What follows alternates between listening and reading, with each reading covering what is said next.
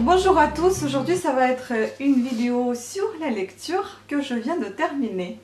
C'est un livre de Jean-Gabriel Cos, L'étonnant pouvoir des couleurs. Avant de passer à la vidéo, je voudrais vous relancer sur mes bijoux parce que j'ai promis de ne pas faire la publicité sur YouTube. Mais je vais abandonner cette idée parce que soit je vais laisser fleurir mon activité, soit je vais la laisser faner et je préfère la laisser fleurir. Donc pour vous montrer un petit peu, c'est des bijoux que je fais moi-même. S'il y en a qui sont des nouveaux sur mon... qui sont des nouveaux ou de nouvelles, ou nouvelles sur ma chaîne YouTube, je suis micro-entrepreneur et donc je crée les bijoux, les boucles d'oreilles et puis les bracelets et les colliers. Mais essentiellement ce sont des boucles d'oreilles. Donc là vous pouvez voir des boucles d'oreilles en argent avec des cœurs Swarovski et avec des pierres hématites. Donc celles-ci elles sont en argent. Après vous avez des boucles d'oreilles en plaqué or. Vous avez des boucles d'oreilles de toutes sortes sans nickel. En métal simple, en étain, en laiton, enfin tout est marqué sur mon site, dans les pages quand vous allez feuilleter, regarder les bijoux qui vous intéressent, et à chaque fois les matériaux utilisés et puis les mesures pour chaque bijou, pour chaque boucle d'oreille. Donc les mesures c'est très important, regardez-les pour ne pas avoir des surprises, parce qu'il y a des gens qui s'attendent à avoir quelque chose d'énorme et gros au niveau des créoles, mais c'est pas énorme, c'est 4 cm de diamètre. Donc il faut vraiment regarder bien tous les détails, tout est marqué, je ne cache absolument rien, juste il faut être attentif à tout ce qui est marqué pour ne pas avoir des surprises par la suite. Voilà, c'était ça. Et puis ce que je voulais dire, la boutique ça s'appelle Coffret de bijoux, donc le site c'est www.coffretdebijoux.com. Je vous laisse le lien en barre d'infos. N'hésitez pas à me poser des questions sur des éventuels bijoux, sur des éventuels achats si vous souhaitez les effectuer.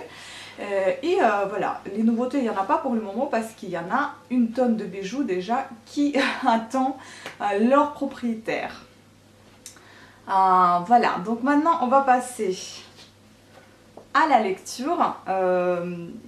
J'ai lu ce livre, il est plutôt bien. Il y a combien? Il y a 218 pages, sachant que les annexes, bon, c'est pas quelque chose qui est très très intéressant. Donc on va dire la lecture nette s'arrête à la page 194 où la conclusion se termine. C'est un livre très sympa pour, comme c'est marqué, pour le développement personnel, tout simplement. Bon, je ne compte pas le garder, je vais le revendre parce que voilà, c'est lourd, je ne vais pas le relire. Mais pour vous dire de quoi ça parle vraiment des couleurs dans la vie quotidienne, des couleurs dans la vie personnelle, professionnelle, des couleurs qui jouent sur votre santé, des couleurs dans la parapharmacie, des couleurs dans, enfin les codes couleurs en fait dans le vestimentaire, un peu partout en fait. Là j'ai commencé à marquer un peu de résumé pour vous raconter un peu de quoi il s'agit, mais je ne vais pas tout épeler. J'ai commencé juste à faire 2 chapitres et par exemple dans le premier c'est le chapitre peut-être le moins intéressant puisqu'il y a vraiment un peu de, enfin c'est l'intro, c'est un petit peu de historique. Donc ça parle, voilà, la lumière n'existe pas, ça parle de la lumière, la couleur, enfin la perception des couleurs, comment chacun les perçoit, la température de couleur, combien de couleurs sommes-nous capables de voir. L'homme a une mémoire très imprécise des couleurs, perception de couleurs de la faune et de la fleur, quelle couleur distingue tel ou tel animal. Par exemple sur la page 47, moi je ne savais pas que notre vision se rapproche de certains animaux, ou plutôt certains oui, animaux plutôt aquatiques en fait. Donc par exemple, les champions de la couleur, ce sont les crustacés. Ils ont leur ski possède 12 types de photorécepteurs, suivis de près par la menthe de mer, 10 types de photorécepteurs. Donc vous voyez, c'est étonnant quand vous voyez que, par exemple, ils disent que les caméléons ne changent pas de couleur par rapport à, par exemple, à l'arbre sur lequel ils sont posés ou sur un objet qui sont posés, ils changent de couleur selon leur humeur. Mais bon, ça, je suis pas très d'accord. Enfin, je sais pas en fait, en réalité. Peut-être c'est vrai, peut-être c'est pas vrai. Ils disent que leur vraie couleur, c'est quand ils sont posés l'un sur l'autre. Ensuite, on parle ici de reproduction de couleurs, on parle d'illusion d'optique. Dans ce second chapitre, par exemple, ces influences des expériences cliniques ont montré que l'influence de la couleur est particulièrement exacerbée chez les neurotiques et chez les psychotiques. Par exemple, le rouge, on parle beaucoup du rouge. Le rouge suscite un pouls plus rapide, une plus grande tension artérielle, davantage de battements de paupières, une fréquence respiratoire plus élevée. Un environnement rouge augmenterait l'activité bioélectrique dans le corps de 5,8% et la force musculaire de 13,5%, ce qui est considérable. Donc, raison de plus de se méfier de la personne énervée qui voit un rouge. En fait, à chaque fois, vous avez des petites blagues qui ont un rapport avec la couleur, c'est assez sympa. Donc les migraines peuvent être déclenchées par des fréquences précises, clignotement de rouge par exemple. À la page 59, ils disent ici, ils disent que également avéré que certaines migraines ou crises d'épilepsie sont déclenchées par des fréquences précises, clignotement de rouge. Voyez, les couleurs ont par ailleurs une incidence sur l'ouïe, notamment quand les sons apparaissent désagréables. Donc, il a été montré que certains sons peuvent être associés à des couleurs puis traités ensemble de façon intégrée par le cerveau. Enfin, vous voyez, il y a plein de choses comme ça. La couleur du danger et de la domination physique, c'est toujours la couleur rouge. Par exemple, j'ai mis qu'il y a un peu d'humour. Qu'est-ce qu'il y a comme humour ici? Je vais vous dire ça. Ah oui, ça c'était sympa. Par exemple, dans tous les bons films de série B qui ne sont pas en noir et blanc, cette lumière est rouge. Voilà, de l'extincteur en passant par les cours de la bourse qui baissent, le rouge nous prévient du danger. Mais le plus commun des exemples aujourd'hui dans le monde entier, ce sont les panneaux de signalisation routière. Quand ils sont rouges, cela signifie qu'il ne faut pas. Il ne faut pas aller sur cette route, il ne faut pas doubler, il ne faut pas rouler trop vite. Et si on ne respecte pas ces consignes, il ne faut pas rencontrer des fonctionnaires habillés en bleu. Je trouve ça marrant. Voilà, donc à peu près les couleurs relaxantes et créatives, couleurs apprentissage et productivité. Après, ce que j'ai remarqué, c'est que dans ce livre, on parle vraiment beaucoup trop du rouge et du bleu.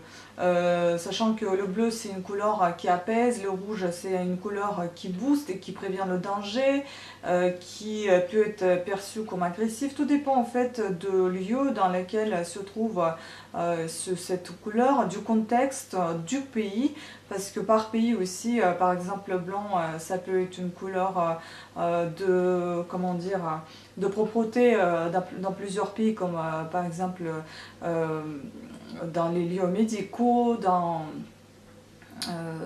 par exemple dans la cuisine, donc c'est un lieu qui doit être propre, donc forcément le blanc est associé à ce genre de lieu, et c'est dans la plupart des pays. En revanche, il y en a des pays pour qui cette couleur est une couleur cérémoniale, on va dire, de couleur pour le mariage, et pour d'autres c'est une couleur de deuil. Donc après je ne saurais plus vous dire quel pays, mais enfin ça dépend des pays. Le noir c'est pareil, hein. Quelque part c'est une couleur de deuil, mais en même temps c'est une couleur de luxe. Par exemple, ils parlent un petit peu comme si c'était du feng shui, quelle couleur il ne faut pas employer pour certaines pièces. Par exemple, le blanc, on dit que c'est vraiment une couleur qui n'est pas du tout, il est ni froid ni chaud, il est impersonnel, il évoque souvent le pétale.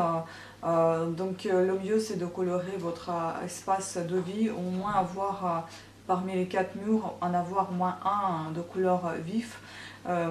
Et d'autres blancs, pourquoi pas. Effet d'optique aussi, comment on peut abaisser le plafond s'il est trop haut en y ajoutant une dizaine de centimètres de bande en dessous du plafond, comme ça vous donnera une ambiance un peu plus cosy, enfin cocooning on va dire. Et en revanche, si les plafonds sont bas, de les peindre un blanc mat avec une pointe d'une petite couleur, enfin d'une couleur, ça vous donnera un effet de grandeur, enfin voilà, des choses comme ça, des petits conseils, comment vaut mieux s'habiller, quelles sont les couleurs, enfin par exemple le rouge, le taureau ne voit pas rouge, il voit tout en gris en fait, et la couleur rouge c'est pour en gros camoufler le sang qu'il va perdre ce taureau, et que si jamais il y a des blessures, voilà, que ça se voit pas. Donc c'est pour ça que c'est en rouge. Et puis pareil pour par exemple la couleur de chambre, il ne faut pas la mettre en bleu parce que c'est une couleur qui est assez apaisante certes, mais c'est une couleur qui ne donne pas du tout de passion. Donc la chambre, ce n'est pas que pour dormir, hein. Violet, ça peut relever aussi à une couleur de passion en quelque sorte, parce qu'il y a quand même des parties rouges dedans. Et ça peut être aussi une couleur bonne pour le sommeil.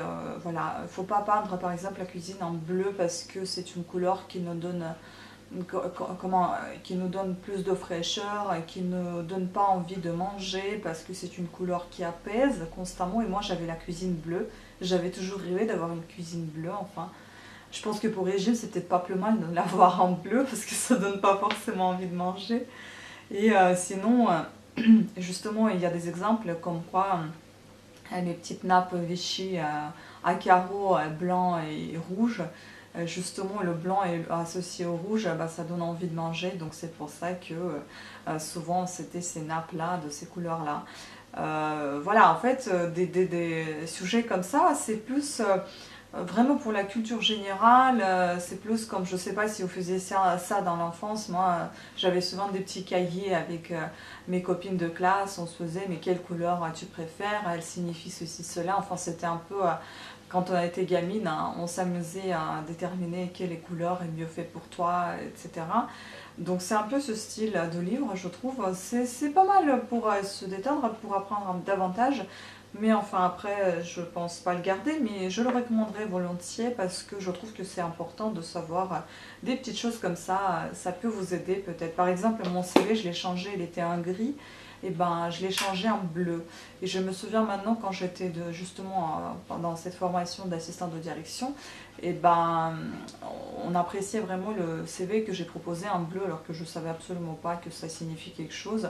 Pour moi, je voyais ce CV un peu plus frais, un peu plus, qui donne un peu plus envie, qui n'est pas agressif, qui donne de la fraîcheur, quoi, qui ramène à quelque chose de nouveau. Et donc, oui, ça a été apprécié. Vous voyez, et maintenant, je viens de lire que eh ben, c'est apprécié, le bleu. Le vert aussi, c'est une couleur, par exemple, quelque part, couleur de malheur.